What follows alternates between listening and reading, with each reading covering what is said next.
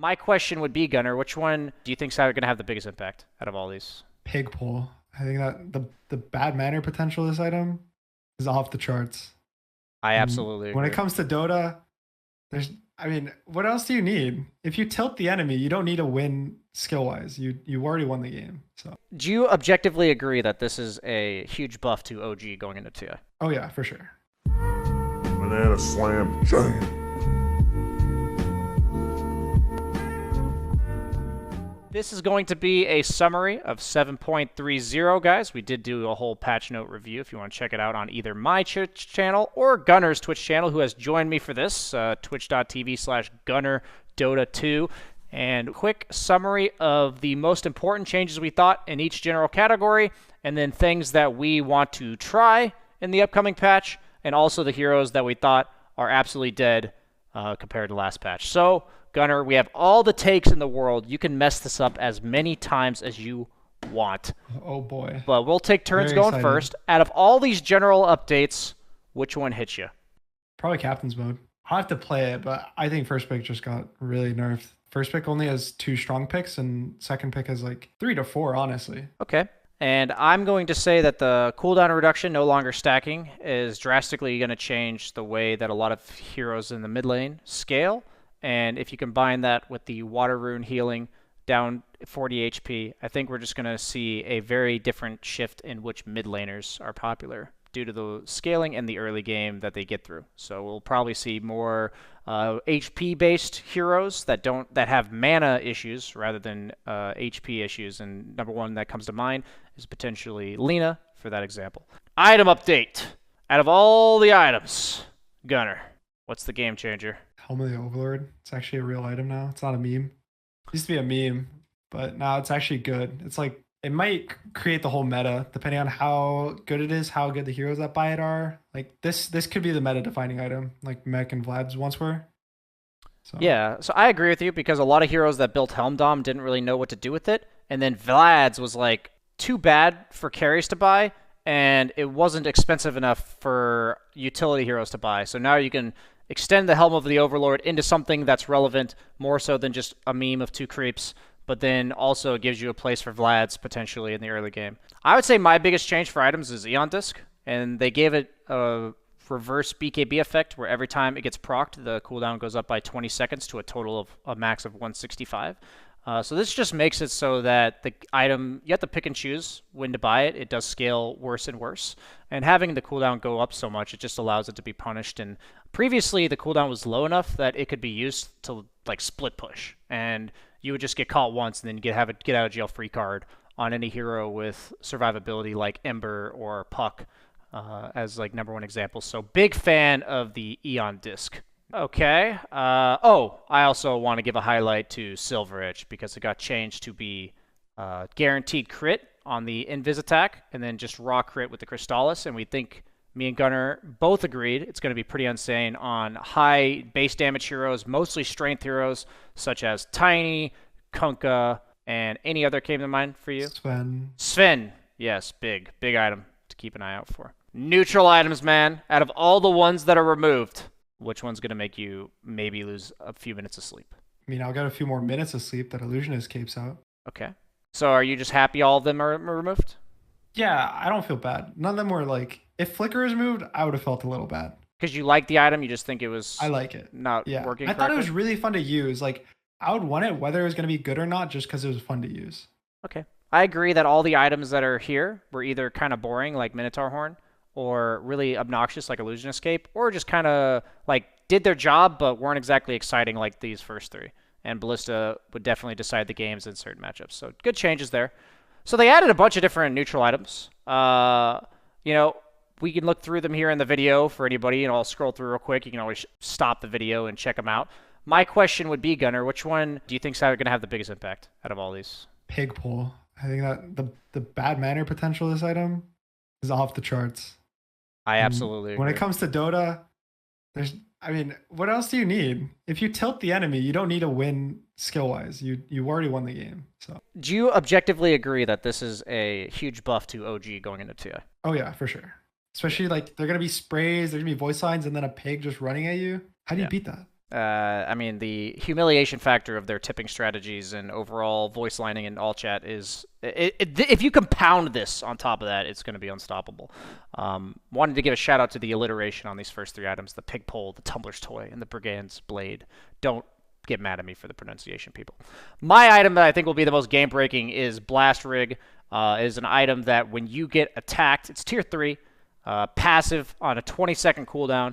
Any hero within 300 range, it'll blast radius of 300 damage and blind them, any hero within 300 radius, for 2.5 seconds. And the reason I think this item is nutty is because any hero that relies on bursting you quickly from melee range, Ursa, Slark, PA, are going to have a much harder time dealing with any hero, because first off, most heroes like that are physical damage, so the 8 armor that it gives is quite significant, similar to Craggy Coat with no downside, but instead a bonus.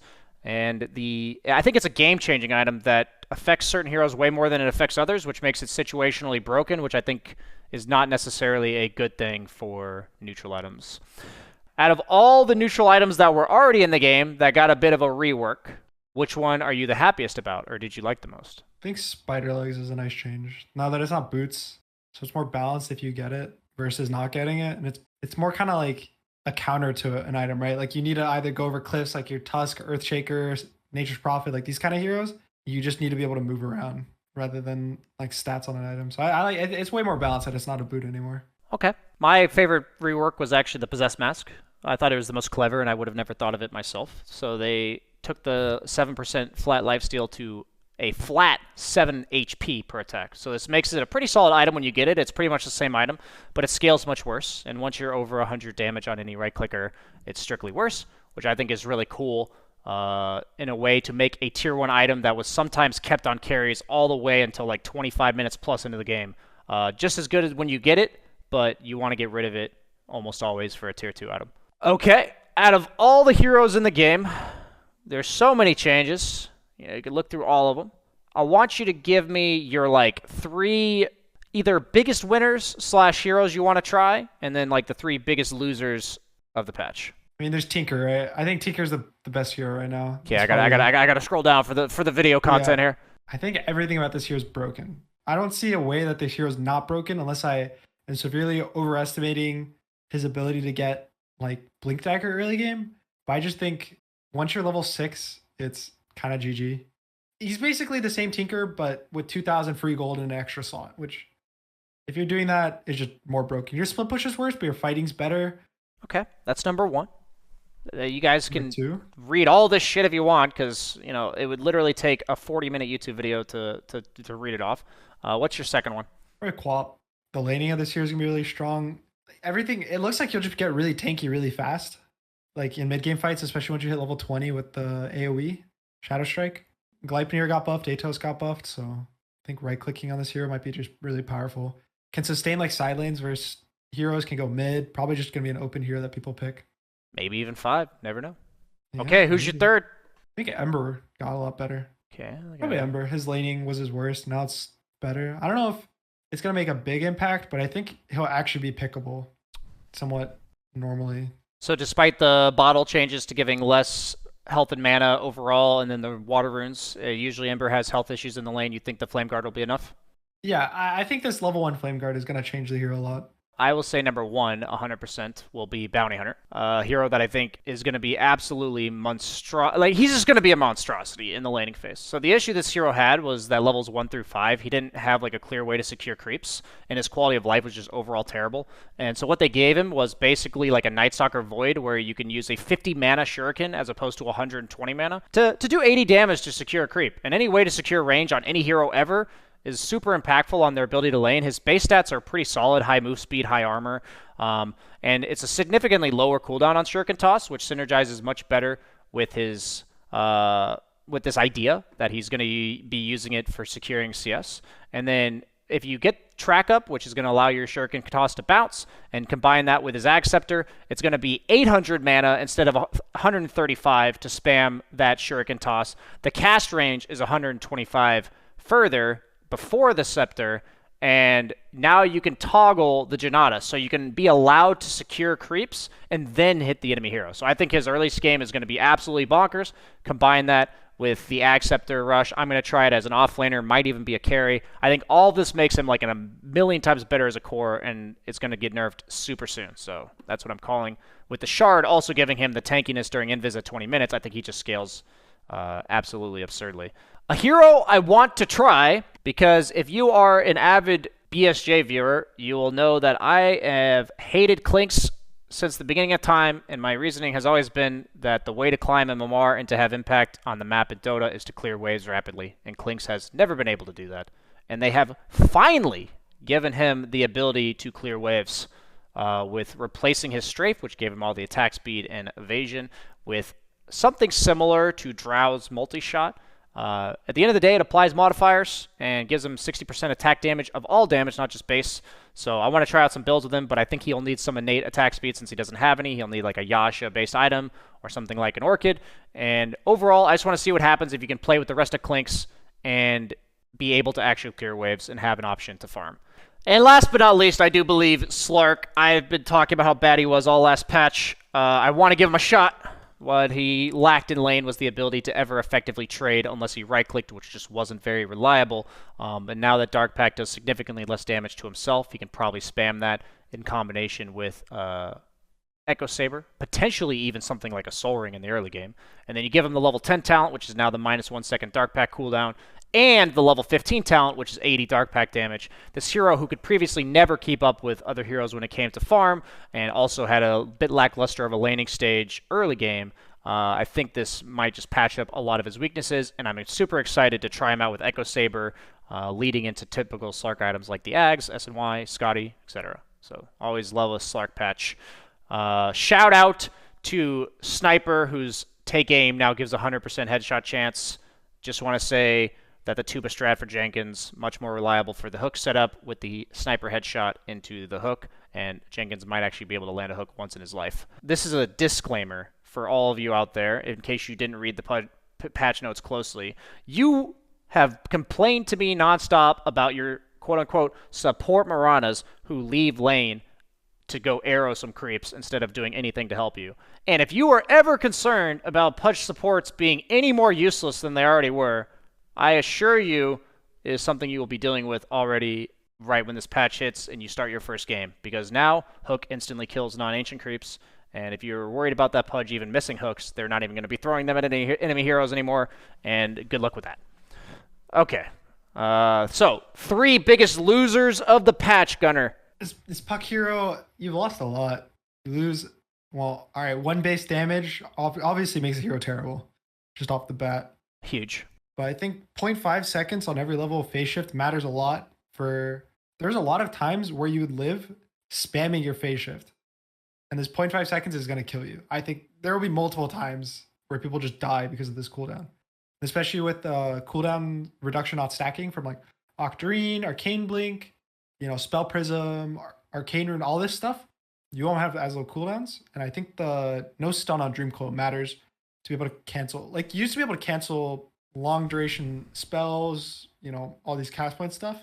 Now you just can't. They just kind of sit there, and I think this hero got a lot worse this patch. I think it'll still be okay when there's a lack of stuns and it's still a good puck game, but you can't pick puck every game. Okay. We'll take turns on the biggest losers, just in case we have any overlap. My first biggest loser of last patch compared to this one is Medusa, mostly because of the mana shield reduction at early levels. So this just means that her survivability pretty much levels 1 through 12-ish, because you usually go 4-4-1 in order to enable your farming, is going to be much worse. I think she's going to be much easier to invade. And a lot of times in lane, it comes down to these carries being able to barely survive and barely tank through these matchups, and I think she'll have a lot worse matchups. So I think she'll still be strong if her early game is good, but it'll be much more situational compared to last patch, which is a sigh of relief, as nobody wants to see Medusa in every single game snore. Okay, next hero for you, buddy. Invoker. This is somewhat of a greedy one. Let me. You gotta let me scroll up. Okay, go ahead. You can control F, Invoker. Okay. You're a big boy. I am a boomer. Continue. Some of it's kind of selfish because all the tornado timings are off, or 0.05 seconds, sorry. So they're all going to be like slightly off as to what I'm used to. And your Meteor and your Deafening Blast just deal less damage kind of throughout the whole game. I think they maybe slightly do more damage late game, but I will The say, tornado timing is gonna hurt. big buff to all the people who have never played Invoker because we have no prior biases to any of his stuff, and we are not accustomed to any of his timings. So this is a huge buff to myself. And the skill gap between people who've played a ton of Invoker like yourself and me has closed just a little bit, which is biggest loser. One of the biggest losers of the patch is Broodmother for me. They made it so she's slower on her webs as she loses health. One of the biggest issues with Broodmother was her narrow escapes as she climbs over cliffs, which will just be much more difficult to achieve as she hits no bonus move speed once she's at 20% health or less, and it scales similar to like the opposite of Bloodseeker's Bloodthirst. And then her level 6 power spike just isn't nearly as good. And then her Ags is more about controlling one area, similar to a Techie's if you want to read it here, as opposed to expanding across the map. So not only is her early game much more exploitable, so at the very least, we'll see her as like a cheese pick in the later games, but she also has a much more one-dimensional playstyle rather than being able to like invade multiple lanes as the game goes on. So huge she's much more situational than she was last patch. Last hero for you, biggest loser. Probably Axe. This Axe carry. Wasn't sure if you're gonna do Axe here. I was scrolling up to him. I was already there. Even as an offlane, you used to be able to go Manta and Shard, and you were really strong, and now carry axe is dead. Mid axe is dead. Mid axe was dead, a long time ago. But offlane axe is the only way you play it, and I don't think it's gonna be anything really special. It's not gonna scale that hard, and it's gonna kind of be the same. It's like the same hero was like a year and a half ago, which was okay. You pick it for certain heroes like anti-mage, and that's kind of your life. I don't think it's anything good. I could say Luna, but I mean, we'll just acknowledge that Luna got a lot of nerfs so that she either has to commit to physical damage or commit to more utility, which means she can't be like a shard hero that does a shit ton of damage. So shout out to Luna there if you want to check those out. That's a quick highlight, but I don't want to be boring, man. We gotta be better than just Luna. There's gotta be something better here. Oh, Timbersaw. Oh my god, that's so obvious. Okay, yes. My third hero, absolutely dead in the water. You can declare his death date to be August 18th, 2021. And for me, effectively reading this at 9:53 in the morning Netherlands time, that is when Timbersaw has bit the dust. Sorry, Ice Ice Ice, your chances of winning TI have gone down by approximately 2.4%, as they have absolutely destroyed his laning phase, virtually giving him nothing in return, as both of his nukes that were used to either harass and secure CS have been absolutely dismantled in the early levels, and Timbersaw is all about that early game snowball, so this hero is in the gutter. Okay. Yeah, you knew where I was going, even if I didn't know yet. Okay. Also, honorable mention for Wraith King. Oh, honorable mention, yes. You got this. Yeah. I think the ult cooldown, that's like the biggest change. I think everything else is like fairly similar. All his talents are kind of worse, but this 20 seconds longer cooldown on reincarnations is probably dumpster tier. Unless you're playing versus like a Faceless Void, and even then, I don't think I'd want it. So, okay. Scale of 1 to 10, 10 being the best, 1 being the worst. How would you rate this patch with a brief, why? Maybe like an 8 so far. Maybe a 9, depending on how I feel after the first day. Because it looks like the game is really similar to the last patch. Like overall, like conceptually, the gold was the same, XP is the same, creeps and laning is the same. Roshan, everything's the same besides second Rosh, obviously. But it looks like all the heroes have way more not defined, but you have to have purpose when picking heroes. So it looks like there's gonna be a lot more heroes that I can play. Like I can actually play probably Ember now. I can play Void. The Earthshakers of the world, the Darkseers, like all these other heroes that like were kind of falling off. Shadow Fiend also is an example. I think the hero pool is just gonna be bigger, is my expectation. And I think last patch with more heroes just would shout fun to me. So okay, so I think I'll agree with you on the 8. But just to establish, that I'm the better critic, I'll give it a 7.9. I think overall it's like positive that it's not too big of a change for TI, just because if people qualified for TI on a patch, I think the new patch should keep it fresh to some extent, but it shouldn't drastically change so much that maybe the teams that qualified have to change up their strategy so much you know, that they might just do significantly better or worse because of the patch. But we talked about heroes. I also want to mention items. You know, you gave a shout out to Helm of the Overlord. I'm going to mention Mage Slayer. There were so many items that just had no place. They had no, like, they were either too expensive or didn't build into anything. And these items as examples, I think they did a great job of actually inserting a purpose for them. And on top of that, with heroes, you know, you talked about how heroes have more situational times to pick them rather than just being always good. I think they addressed certain portions of the game for carries like Luna and Medusa, for instance, rather than just gimping them entirely. And then a lot of the heroes that were too weak, like Clinks, they gave him wave clear. Slark, they gave him a better laning phase. Like, they patched up a specific part of the game, and that's it. So it makes the timings more pronounced. And then also, they took a ton of talents that were just health, attack speed, general armor type things, and moved them to ability-specific things more and more, such that the point that a lot of heroes, it gives them a more distinct purpose, as you already mentioned, but they also have two different routes. Like with Witch Doctor, he has a bunch of tankiness and heal talents, and then he has a lot of aggressive damage, Maledict-based talents. And I just like the idea that when I'm choosing a talent, I'm not like, do I want a little bit of health or do I want a little bit of damage? No, my ability that heals me does more, and my ability that does damage. That's much more exciting to me. I think quality of life-wise, that's great. So that's my overall impression. Go ahead. I have one other big point that I think is could change the game. Do I have to scroll up or scroll down to anywhere specific? No, because it's a general. Okay. I've noticed pretty much every armor talent, at least the majority of them, were removed. That means that I think armor might be a little more value. That was something I noticed. There's always still going to be some, like, I think Nature's Prophet still has his. That comes to mind, but a lot of the armor talents on various heroes were removed. A lot of the just stat talents were removed.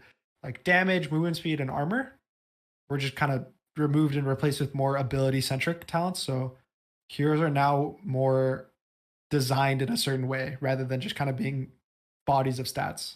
Anything else we want to say about this patch? I know we're, like, I'm not even trying to milk it. We've been here for like 7 hours. So if we have any, like, closing thoughts or things we're excited about, now's the time, you know? We just make sure you pick our band Tinker. True. That's it. Are you going to be playing right now, or are you going to bed? It's like 4 in the morning for you, right? I might play a game. Okay. I might go to, I'm not sure. I have mixed feelings, everybody. You know, I am jet lagged, but I am in EU now, and it is 10 a.m., and I didn't really sleep, so bit of mixed feelings here about what I want to do next. No, I'll just say that I'll definitely be playing a ton of the patch. I'll be making sure I release any videos or content for you guys of new builds I find, or, you know, new heroes that I've found to be very powerful, so keep up with that on my channel. And hey, Gunnar, you want to make sure you let everyone know who may be watching this video where they can maybe find you too? Twitch.tv/GunnarDota2. Also have a YouTube at, I think just Gunnar Dota, so. Nice. Gunnar, just in case for all the, you know, the YouTubers that don't follow Twitch, he is a, what's your rank in NA right now? Right now, I think I was 11. I really would have gone like with 9 just for the single digit. I mean, I was 9 earlier today. Okay, perfect. He was 9. He was single digit ranked earlier today in the NA region as a mid laner, so definitely a way different hero pool / playstyle than I do. And definitely check him out if you are more mid-centric with what you want to learn. So thanks, Gunnar, for joining me. It was a pleasure. And thanks, everyone, for watching. Make sure you like, comment, subscribe on my channel as well as Gunnar's, because that's what we need to sell out to the sponsorships. So thank you. Sweet, Gunnar, man. Right. Thanks for joining me. Hope you didn't feel like I dragged this on for too long. Yeah, I enjoyed that. Good time. Yeah. All right. See you later, man. Go sleep. Yeah, peace.